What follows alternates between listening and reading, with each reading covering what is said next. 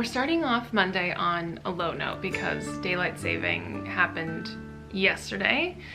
And I am not okay with how dark it is. I never am. It's just so dark at night. Now it's really dark on our walk to pick up the kids from daycare. Like, our walk to school in the morning is actually really nice. It's gotten brighter. It's not so hard to get the kids out the door because it's not dark when we leave the house. But it is full on like pitch black, feels like 8 o'clock at night when we go to pick them up. It's nice to sort of see what's going on in the stores as we walk past them on our way home. So that little bit of it is okay, but the rest of it is not okay. I'm not happy about it. I think a lot of people can relate to the fact that it just like really zaps my productivity once the sun is like setting and it's 3:30 in the afternoon. So I feel like I'm sort of trying to like retweak how my day is set up, or like try and find a way to just like put more of the like heavy work in the beginning of the day so that when I reach 3 o'clock and I feel totally drained, that I'm not like, that I don't still have a ton of big to-dos on my plate. So TBD on how that's gonna go. The main thing I'm taking care of today is doing my last big double batch of soap before this event. I am still hoping to make a little bit more soap that'll be cured like mid-December, so people wanting to do last minute holiday shopping will have an option of hopefully restock soaps or just like having more on hand. But this was sort of the deadline for getting the soap made before the event. So I'm doing a double batch of Winter Rose.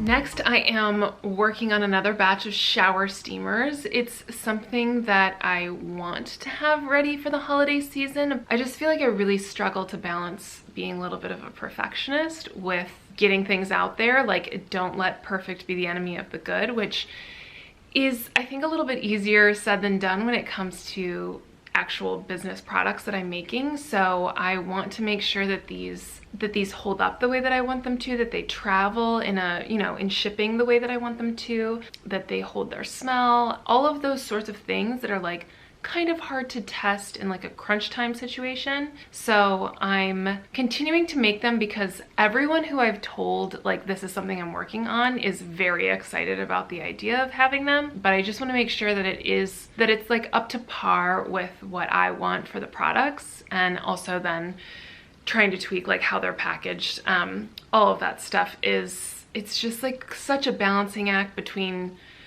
the cost of everything, the function of everything, and the aesthetic of everything. It's like a Venn diagram that like has a real hard time intersecting. So that's what I'm working on today, and having enough in stock to make a real test like batch of them and see what they would look like all stacked in the little tubes that I showed you guys last week, I think.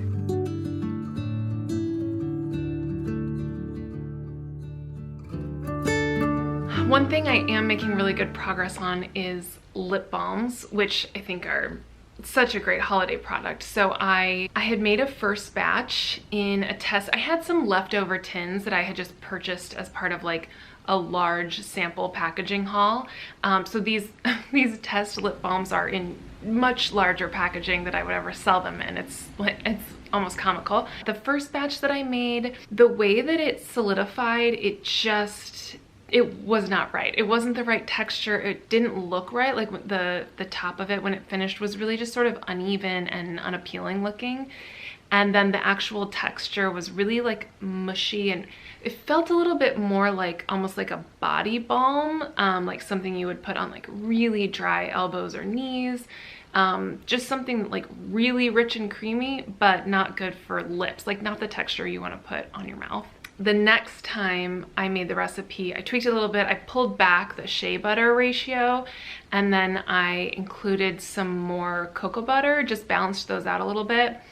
And I think I came up with a much better option. It looks beautiful. The way that it looks when hardened was so exciting because it looked like a commercial product. And using it, testing it out and putting it on my lips is like, oh, this feels like a lip balm. It's still a little bit hard.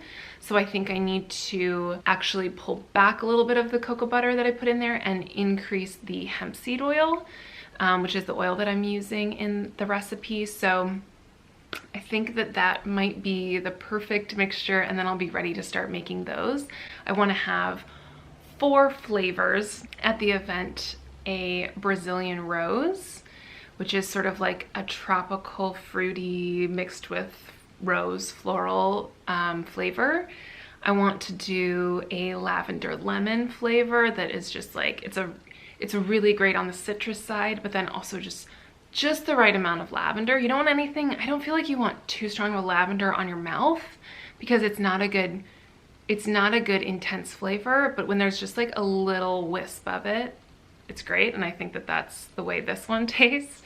And then I'll be doing an unscented or unflavored, whatever you want to call it, because I know there are some people that just don't want anything like that involved. And then my last one is probably some sort of vanilla coconut, something a little bit on the like sweet end of things, just to have a range of options. So I am excited to be finalizing the recipe on that.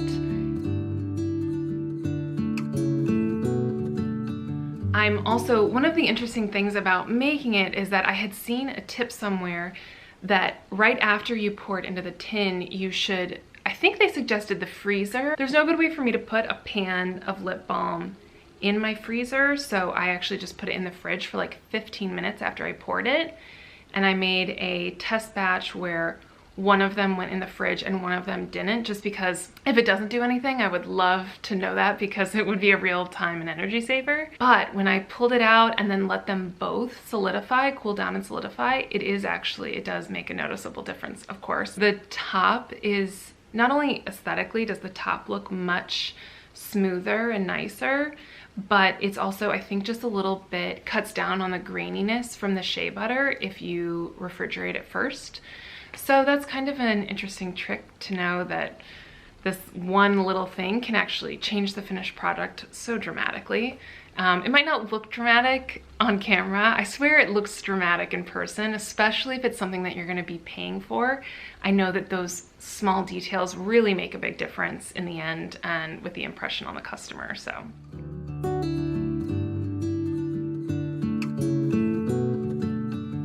I'm also continuing to work on packaging design. Like I mentioned when I said that I was working on the shower steamers, part of that process that's really tricky is how do I package these things together, and how do I do it in a way that's eco-friendly, in a way that is a good customer experience. A lot of products that I come across, bath and beauty products, bath bombs, shower steamers, even soap, come shrink wrapped, and there's a lot of benefits in terms of ease on the business side to have something shrink wrapped, and they do make biodegradable shrink wrap, but I hate the experience of opening shrink wrap, especially when it's a bath and beauty product. Like who keeps scissors in their bathroom? So like if you've got a multi-pack of something and each individual piece is shrink wrapped, like I don't know, it just makes it kind of annoying, and it's like one of those things that seems small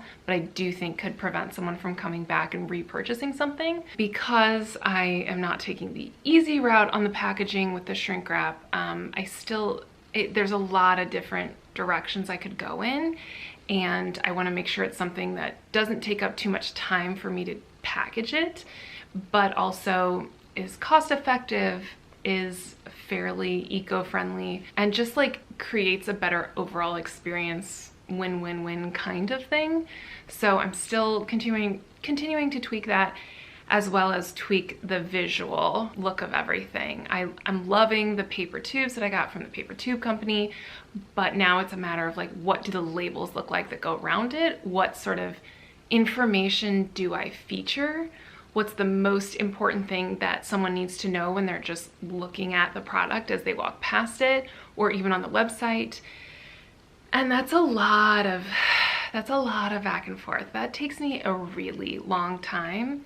I probably spend more time on it than I should, but one thing that you have to do at some point is just make the decision, put it in front of people and see what kind of feedback you get. There's nothing keeping me from changing it down the road. Luckily I haven't ordered thousands of any one thing so that I've got this like backlog of stuff I want to use up. I'm trying to keep it smaller quantities so I can do that. Still, you obviously want to try and do your best on the first go round and have it be effective. So I'm continuing to work on that. I will probably be tweaking that until the very last minute before launching these products. I'm also trying to figure out what kind of signage do I need at the event. Obviously you want to have a price list, but it's like, what does the price list look like? What kind of stand does it go in? All kinds of options that are pretty overwhelming, and I think a lot of people maybe don't spend as much time on, and sometimes that works out fine. I am pretty specific about those kinds of things and pretty nitpicky about the overall experience of people seeing my work at an event. So I'm trying to figure out not only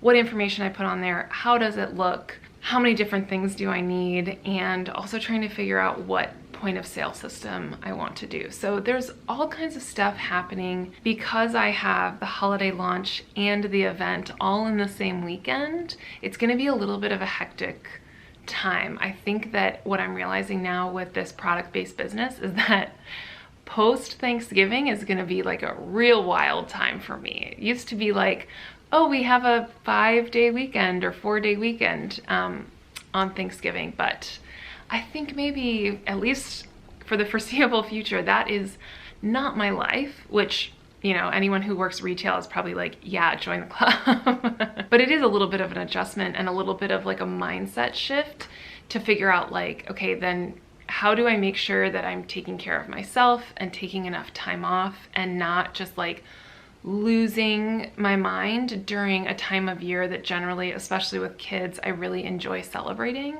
and not being overwhelmed by. So I'm open to any suggestions from anyone who might have experienced the same thing. You know, at this point, it's just countdown is on. I'm trying to fit as much as possible in the next couple weeks to make sure I just utilize my time as best I can and make the most of like kind of a big deal time of year at this point. So with all of that in mind, please feel free to leave a comment below. What kind of products are you looking forward to the most? What do you love to give to other people? Or feel free to find me over on Instagram. I'm at HelloBushyl, and message me there. I will probably be doing some surveys, just wanting to hear from people about what they love and what they want to see next, because I just have one brain and it's pretty fried at this point. So I'll take all the help I can get.